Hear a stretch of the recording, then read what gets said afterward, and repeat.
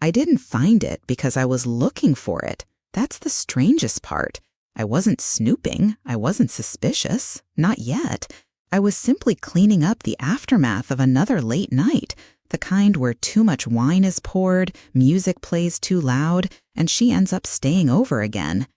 The living room was a mess of empty glasses, throw pillows on the floor, and the lingering scent of perfume that wasn't mine. I moved through the apartment in silence, barefoot, the morning light barely creeping in through the blinds, my fingers wrapping around discarded clothes and crumpled napkins. I bent down to pick up a pile of laundry at the foot of the guest bed, or rather the couch she had unofficially claimed, and something clattered to the floor. It was a small sound, quick, metallic. I crouched lower, brushing aside the folds of lace and cotton tangled in the fabric of her clothes. And then I saw it, my phone, nestled between her underwear, pink, lacy, unmistakably hers, and a pair of inside-out leggings. It wasn't just on the floor. It wasn't tucked into a pile. It was hidden, as if cradled there intentionally, like it had fallen into some forbidden nest. The screen was dark, dead, lifeless. For a moment, I couldn't move. My fingers hovered just above it. My breath caught. My thoughts raced without direction. I reached for it slowly, carefully, like touching something fragile and potentially dangerous. I didn't say anything to myself. No gasp, no curse, no whispered questions. Just a quiet hum of adrenaline rising in the base of my neck. I took the phone to the kitchen, plugged it in, and waited. The device came back to life with a soft vibration. The screen lit up. Notifications blinked into existence, then disappeared. And then, for a second, her face appeared. Not mine, hers. She was the last thing on my screen. A photo sent to my husband.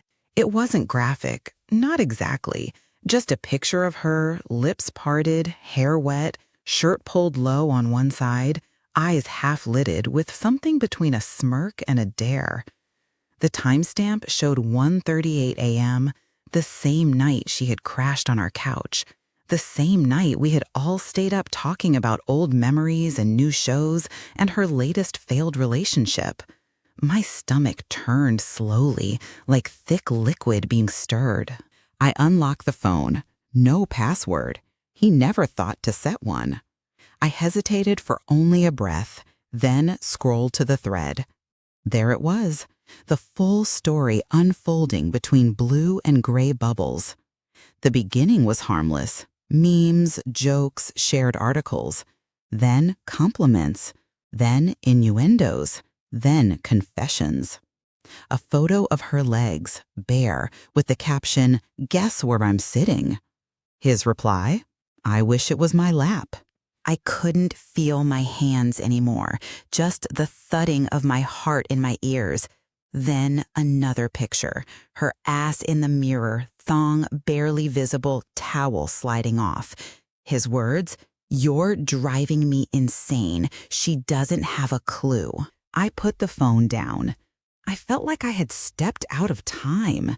The kitchen buzzed with its usual sounds, the low hum of the refrigerator, the distant chirp of birds, but everything inside me was silent, heavy. I turned the phone face down, the glass thudding softly against the countertop. And then I heard her, laughing. She was in the kitchen doorway, barefoot, in my old college sweatshirt that now belonged more to her than to me. Her hair was up, messy, perfect in a way that seemed designed rather than accidental. She didn't see the phone. Or maybe she did. Her eyes met mine, and she smiled like nothing had changed. Like we hadn't just crossed a line I couldn't unsee. Like my phone hadn't spent the night in her panties. I nodded, my lips forming the ghost of a smile. My body moved on autopilot. I poured coffee. I asked if she slept well. I listened to her complain about her ex. And all the while, I felt the presence of that thread between them, taut, electric, cruel. I pictured them whispering behind my back, texting under the table while I cooked dinner, her smirking at the screen while I folded his laundry. I wondered when it started. I wondered if it ever stopped. She sat across from me, legs folded up on the chair, sipping coffee from my favorite mug, the one I usually reached for first. She looked relaxed, at home, too at home. And I kept seeing that image, the photo, the lingerie, the timestamp, playing on a loop behind my eyes. I didn't speak of it, not yet. I needed more, or maybe I needed less. A way to forget, a way to understand why I wasn't furious, not in the way I expected. Why the betrayal stung but didn't burn. Why, beneath the shock, there was a flicker of something else, a curiosity I didn't want to admit to. I stood up, excused myself, and went back to the bedroom. I sat on the edge of the bed, heart pounding, legs trembling slightly. I looked at my reflection in the mirror. Same woman, same hair, same lines under my eyes.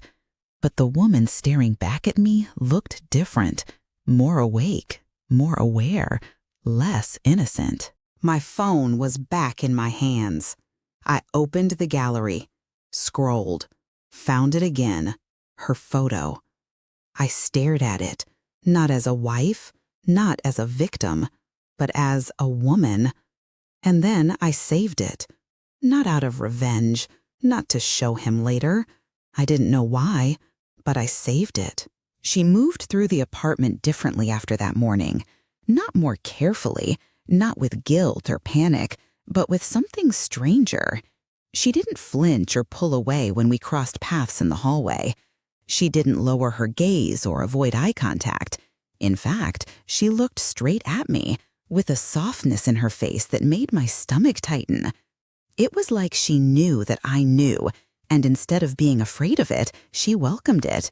Like this was the moment she had been waiting for all along. I watched her closely in the hours that followed, noticing things I might have overlooked before. The way she stood too long in the doorway to the kitchen, just watching me without saying anything. The way her fingertips lingered on the rim of her coffee mug, drawing slow circles in a rhythm that felt too deliberate. The way she laughed, not louder, but more intimately, as if every sound was meant only for me. There was something in the air now, something slow and tense and hot, like humidity before a summer storm. She wore one of my old t-shirts that afternoon, the soft gray one with the worn neckline. I had almost forgotten I owned it. Seeing it stretch across her chest, watching the hem brush the tops of her thighs as she moved around the kitchen, made my pulse flicker. She bent to get something from a low drawer, and I saw the smooth line of her spine, the dip of her waist, the hint of skin that rose above her underwear. I stood frozen in the hallway, pretending to scroll through my phone, but really just letting myself look. I don't know if she knew I was watching, but she didn't move quickly. She stayed bent over for just a moment longer than necessary. The air between us was charged. Every brush of her hand against mine, every shared glance across the room, every small smile, it all felt like a quiet dare. But she never mentioned the phone, never asked if I had seen anything, never apologized, and I never confronted her. We played a silent game, both of us aware, both of us pretending we weren't. That night, she stayed in again. My husband had gone out for drinks with friends, and I was left alone with her. I made pasta, she opened wine, we talked about music, about movies, about her job, about the heat wave outside. But beneath the surface of every word was a humming tension, an undertow pulling us closer. She sat on the counter while I cooked, her legs swinging gently, bare feet tapping against the cabinet doors. I could feel her eyes on me while I stirred the sauce, while I leaned over to grab plates. When I turned, she didn't look away. She smiled, small, knowing. We ate on the couch, too close, the kind of close where knees touch even though there's space to sit apart. She leaned toward me when she laughed, letting her head fall against my shoulder. I didn't move. I let her rest there for a while. Her hair smelled like citrus and smoke. I could feel her breathing. Slow, calm. Her fingers toyed with the edge of the throw blanket, brushing against my thigh every so often. Not enough to be called a touch, just enough to be noticed. She didn't go to the guest room when the night stretched late. She stayed beside me. We sat in silence, watching some old show we'd both seen 100 times. She pulled her legs up onto the couch and shifted so that one of her thighs rested lightly across mine. My body reacted before my mind did. My heart quickened. My skin grew warm where we touched. I wanted to pull away, to create space, but I didn't. Instead, I stayed very still, trying to breathe evenly, trying not to let her feel how hard I was trying not to react. She glanced over once, her eyes meeting mine. There was no teasing in her face, just quiet invitation. Not a question, not a challenge, just openness. I held her gaze for a second too long, then looked away. She didn't move. She didn't press further. She just let her body remain against mine, as if we had always sat like this, as if this was normal. Eventually, she stood and stretched, slow and feline, arms reaching high above her head, t-shirt lifting to expose a sliver of bare stomach. My eyes followed the curve of her hips, the subtle flex of her muscles. She caught me looking. She didn't smile. She simply let it happen. She turned off the TV, dimmed the lamp, and disappeared into the bathroom. I sat there in the soft quiet, heart pounding, lips parted, the taste of something bitter and sweet rising in my throat. When she came out, her hair was damp, her skin flushed from the shower, and she wore nothing but an oversized shirt. Mine again. No shorts, no bra, just long legs and bare thighs and damp collarbones. She padded past me without speaking, heading down the hall to the guest room. But before she disappeared, she looked back over her shoulder. It was just a glance, but it lingered in me like fire. I sat there for a long time after she left. The house was silent. The night outside was thick and heavy. I replayed everything, every look, every touch, every breath that had passed between us. It was clear now. Whatever had been unspoken before was no longer hiding. She knew I knew. She had known all along. And maybe, just maybe, I wasn't as angry as I should have been. Maybe the ache in my chest wasn't betrayal, but longing. Or both. Or something I didn't have a name for yet. But I knew one thing for certain. Something had shifted, and neither of us had any intention of turning it back. It was a Friday evening, the kind of night that began with too many intentions and ended in quiet wreckage. The air outside was warm, heavy with the scent of summer, and inside the house the lights were low and the bottle of wine was already half gone before dinner even started. She had come over early to help cook, though mostly she stood barefoot in my kitchen, swirling her glass and offering commentary as I chopped vegetables. Her laughter was looser than usual, louder, with a tremor just beneath it that I recognized but chose to ignore. My husband arrived late, bringing another bottle, already loosened by a few drinks with coworkers. He kissed me absent-mindedly, ruffled her hair with a grin that was far too familiar, and settled into the evening with the easy charm of someone who believed everything was under control. We made pasta, opened both bottles, and by the time we sat down to eat, she was already on her third glass. The conversation was light at first. Memories from college, terrible dates, the kind of banal stories that people tell to fill space.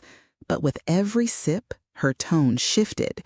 She became sharper, more careless with her words. She interrupted him, talked over me, leaned back in her chair with the confidence of someone who no longer cared about appearances. Her eyes darted between us like she was waiting for a cue that never came. Her tongue loosened, and with it, The walls between thought and speech collapsed. She started telling stories I had never heard before. Nights they had spent together, parties I hadn't been invited to, the kind of shared moments that happen before marriage but feel newly offensive when retold in front of the wife. She laughed as she recounted how they had once slept in the same bed after a party, innocently she claimed, though the tone in her voice said otherwise. He chuckled along, not seeing the way my hand clenched around my fork, or maybe pretending not to. And then, as if it were nothing, she turned to me and said it. The words came out slurred but deliberate, thick with wine and the weight of something that had been buried far too long. She said she was in love with me, not in passing, not as a joke, not with a wink, but like a statement of fact, like the sky was blue or the wine was red. The room fell silent for a breath so long it seemed to suspend time. My husband stared at her, then at me, then back again, laughing awkwardly, waiting for me to dismiss it. I didn't. She reached for my hand across the table. Her fingers were warm and trembling. Her eyes searched mine, not for pity or approval, but for recognition. I felt my mouth go dry. I didn't move. I didn't pull away. And something in her relaxed, as if my silence was all the permission she needed. My husband muttered something and stood, mumbling about dishes, about needing to lie down, about anything that would let him escape the heaviness in the room. When he disappeared into the hallway, she remained, her hand still on mine, her body swaying slightly from drink and adrenaline. The air around us shifted, dense with things neither of us dared to speak. I stared at her, this woman I had both envied and pitied, admired and distrusted. She was a mess, beautiful and destructive, and she had just cracked something open that couldn't be closed again. She stood slowly, came around the table, and sat beside me. Her shoulder pressed against mine, her thigh warm against my leg, her head tilted slightly as she looked at me, her breath sweet and sharp with wine. I could smell her skin, her shampoo, the faint trace of sweat at her collarbone. Her lips were slightly parted, and for a second I thought she might kiss me. But she didn't. She just sat there, too close, too silent, too everything. My heart pounded. I felt exposed, like the walls had been stripped from my body and I was left bare and waiting. Eventually, she stood and walked toward the guest room, swaying slightly, her fingers brushing the wall for balance. She didn't look back.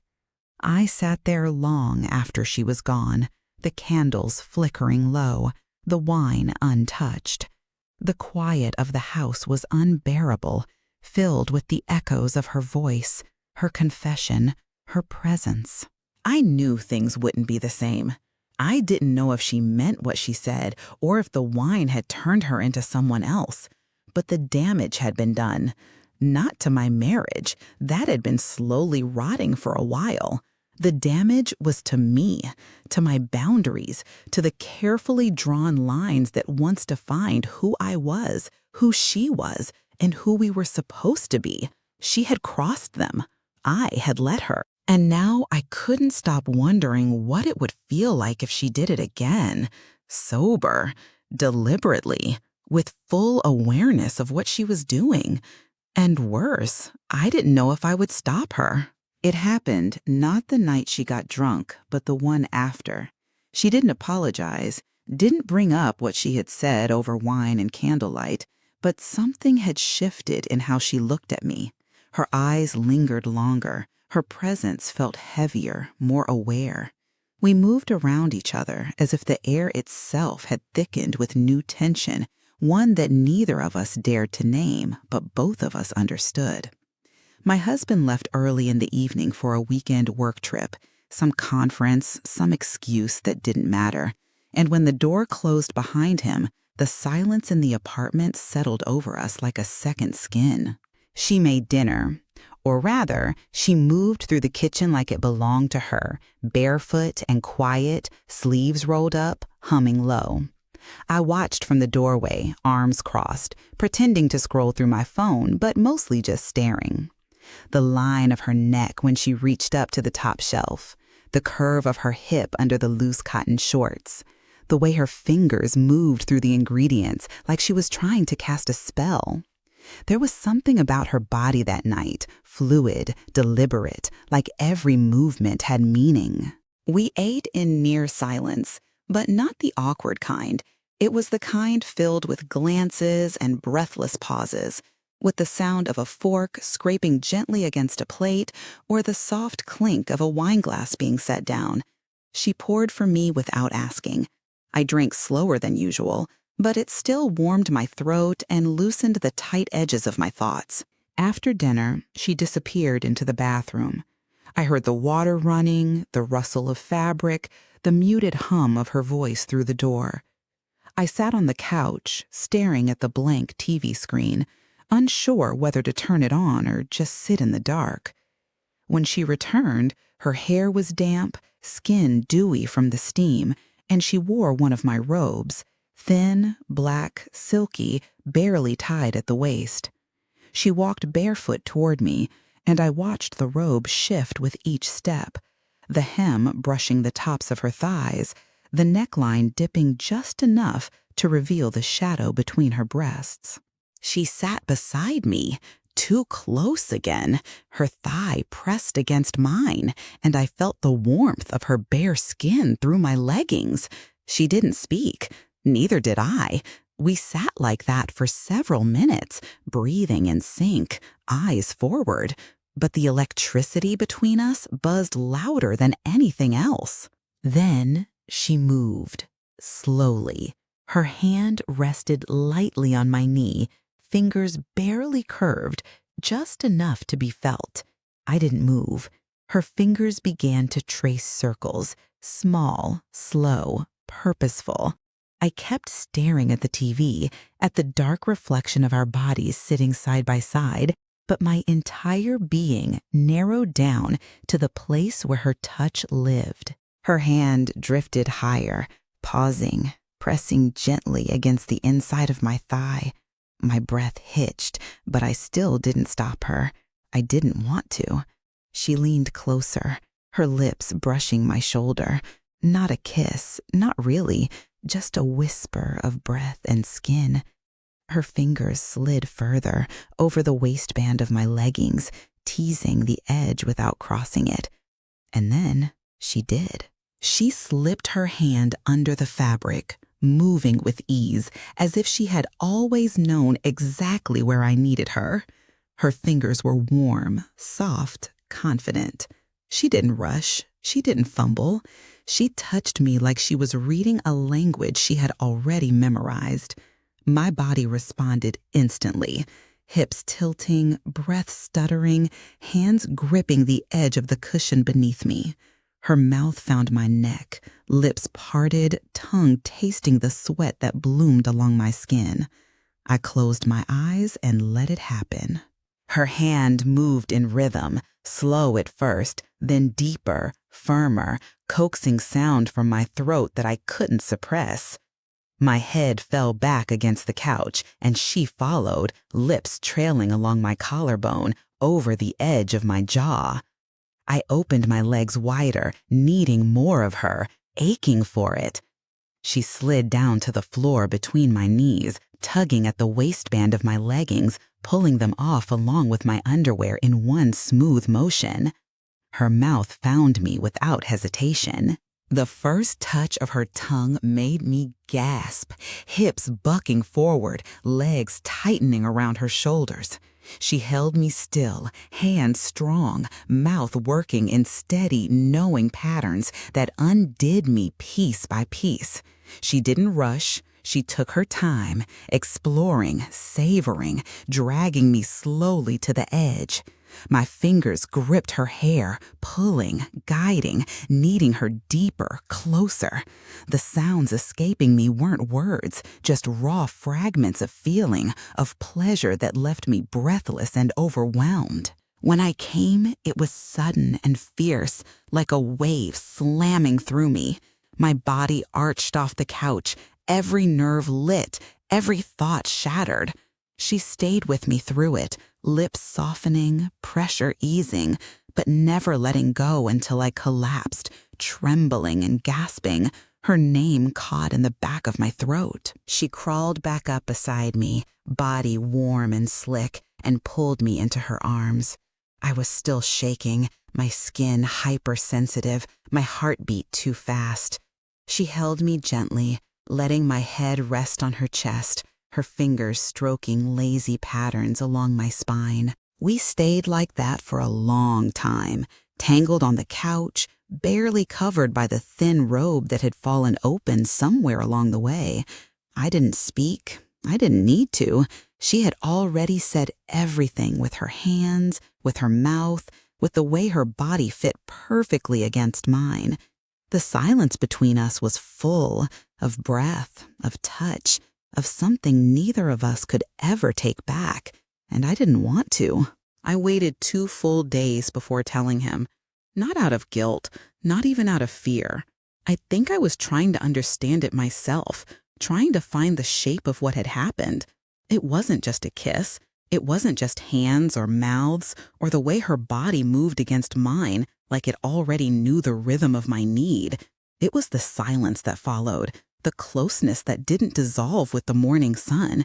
The way I reached for her hand while we were drinking coffee, like it was the most natural thing in the world, and the way she gave it to me without hesitation. He returned late Sunday evening, suitcase in one hand, phone in the other, his cologne arriving seconds before he did. He smelled like hotel air and cheap bourbon and long hours of pretending to be important in front of strangers. I watched him from the hallway, half-shadowed, while he dropped his keys into the dish and asked if dinner was ready.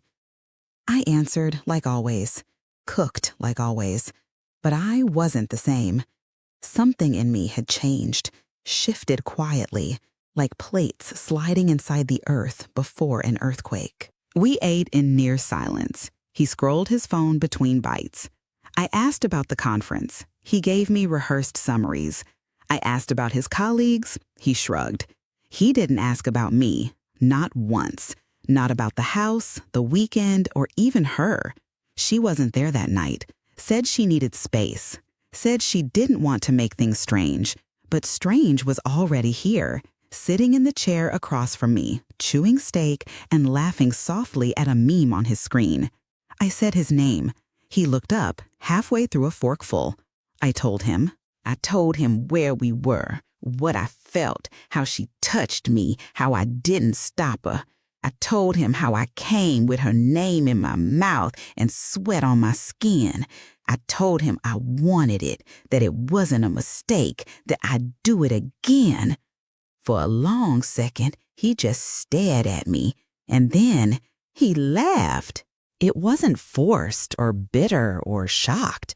It was real, a genuine belly-deep laugh like I'd just told him the punchline to some elaborate joke. His shoulders shook. He leaned back in his chair. His fork dropped onto the plate with a quiet clatter. I sat there, stunned, watching his amusement swell like a rising tide. When he finally stopped, he looked at me with something that was not anger. It wasn't even disappointment. It was something closer to satisfaction. He said I had finally loosened up, that he always suspected there was something between me and her, that he didn't blame me, that he was, in fact, turned on by it. I felt something cold spread through my chest. Not guilt, not even regret, just a sharp emptiness, like I'd been holding something fragile and it had slipped right through my fingers. I had expected rage, maybe betrayal, maybe heartbreak, but instead, he saw my confession as entertainment, as fantasy, as an invitation. He asked if I had photos, if she'd join us sometime, if this could become a regular thing. He was smiling, casual, excited even. I didn't answer. I just stared at him. My hands were in my lap, Fingers curled tight against the fabric of my skirt. My stomach churned, not from shame, but from the realization that he never really saw me, not the parts that ached or burned or bloomed under someone else's touch. He saw a role, a placeholder, a vessel for something he could shape. I stood up slowly, cleared the plates. He made another comment, something crude, something playful, and I didn't respond. I placed the dishes in the sink, turned on the water, and let it run over my hands until the heat made my skin sting. He didn't follow me. He turned the TV on, settled into the couch, and stretched out like nothing had changed, like I hadn't just unraveled in front of him, like my body hadn't been someone else's the night before and still carried the imprint of it. I stood there in the kitchen, staring at the tiled wall, hands wet, heart heavy, the sound of laughter echoing behind me, and I realized with a quiet finality that he didn't love me. He didn't even know me. Not really, not deeply, not in the way she had come to understand me in a single night of shared breath and trembling skin. To him, it was just another story, another fantasy, another woman to be folded into his private universe of control. But to me, it had been real, and now that I'd tasted it, I couldn't go back. She moved back in the next week. Not officially, no boxes, no declarations, just a slow reappearance. First her jacket on the hallway hook, then her toothbrush next to mine, then her bras drying on the bathroom radiator like nothing had changed, like everything had changed. My husband didn't ask questions. He barely acknowledged it. He nodded when she poured him coffee, thanked her when she passed the remote, but his eyes rarely lingered on Arth the way they used to. It was as if the novelty had worn off, or maybe he realized he was no longer in control of the game he thought he'd invented. We lived like that, 3 bodies in one house, circling each other with polite distance and occasional warmth. Meals were quiet, evenings were quieter. I watched him retreat into his corner of the world. His emails, his phone, the sterile orbit of work and distraction. He became background noise, a distant figure moving through the same rooms, but never really present. And she became the center. She started sleeping in my bed. At first, it was explained away as convenience, late nights and too much wine, laziness. But the excuses faded quickly. Soon, she stopped pretending. She pulled me in when the lights were out, pressed her body to mine without words, breathed against the back of my neck like she'd always belonged there. I didn't resist. I didn't overthink. I let her curl around me like a question I didn't need to answer. He never commented, never knocked, never asked why our door was closed or why her side of the bed smelt like lavender and heat. I think he told himself it was a phase, a fantasy extended past its expiration date. But deep down, he knew. He could feel the shift, the way I laughed softer around her, how my fingers reached for hers during quiet moments, how my body leaned toward her without realizing. We still pretended sometimes. Family dinners, group photos, shared grocery lists. But under it all was something raw, something unsaid. At night, when she was asleep beside me and he was alone in the other room, I would lie awake staring at the ceiling, tracing the outline of this strange new reality. I didn't love him anymore. I wasn't sure if I ever had in the way I thought I did. But I didn't hate him either. There was no rage, no bitterness, just distance. An invisible wall built out of every moment he failed to see me. With her, it was different. She touched me like I mattered. She listened, not just to my words, but to the silences between them. Her hands knew the shape of my back, the rhythm of my breath, the exact place to rest when the world felt too loud. She made the mundane beautiful. Tea in the morning, folded laundry, shared music humming from the kitchen speaker. And beneath it all was the simmering, quiet fire of our nights, of bodies tangled in sweat and need, of soft gasps and sharp nails, of mouths that knew where to go without instruction. There were mornings I'd wake to her watching me, eyes sleepy but full of something fierce. Not ownership, not infatuation, something steadier. I would run my fingers along her bare shoulder, trace the curve of her collarbone, kiss the soft space behind her ear. We didn't speak those mornings. We didn't need to. Our silence was heavier than conversation, more honest than any vow. He tried to insert himself once, came into the room while we were dressing, his voice light, asking something trivial. His eyes flicked from her bra to my bare shoulder, then back again. She didn't flinch, neither did I. He waited a beat too long, then left without a word. The door clicked softly behind him, and we looked at each other, not with guilt, but with understanding. There was no room for him here anymore, not really. Still, he stayed, maybe out of pride, maybe out of denial, maybe because breaking things requires more energy than pretending they still work. The house remained the same walls, the same routines, the same calendar on the fridge with birthdays and dentist appointments. But the soul of it had changed. He became a tenant. She became my gravity. Sometimes I caught glimpses of the past, of who we were before all of this. The laughter at dinner parties, the road trips, the shared jokes. But they were like photographs under glass, flat, faded, impossible to touch.